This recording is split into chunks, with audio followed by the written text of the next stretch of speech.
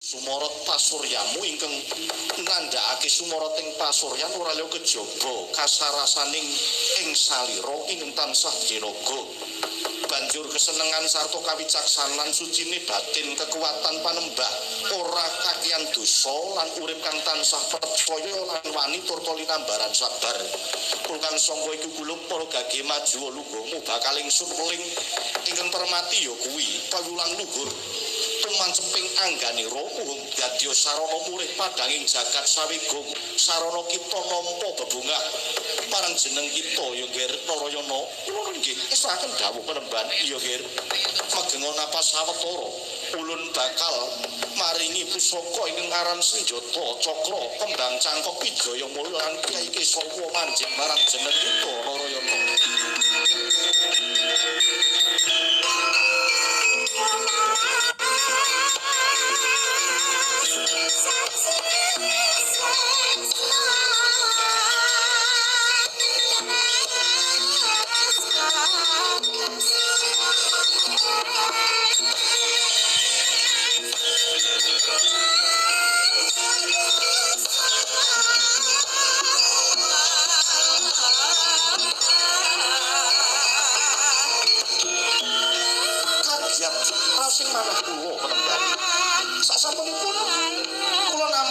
Sumorot saking rasa maduka sang Mahayogi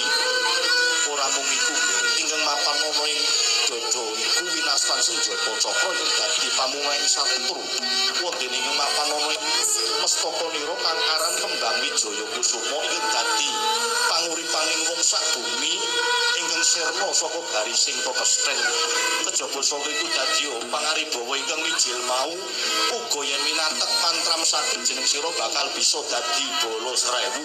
raseksa gedhe ingkang gegirisi ing aran Kyai Kesawa. Nah iki menapa sedaya menika dipun paringaken dhateng kula Penemban sumurupa apa ta wahanane senjata cakra pamunahing satru mapan ana ing jagating Narayana. Saya dimaya mung sira ingkang sak papak sak laju lan menginging tiasira setimbang sak bobot kelawan Bathara Wisnu ya Narayana. Makaten Rama Penemban ya nggih sartanipun bapa bakal ambuka wiwara ingkang mestine kudu binuka titi kelungguhan iki sumurupa lamun sejatine sira kaki Narayana dudu atmajaning Demang Sagapa.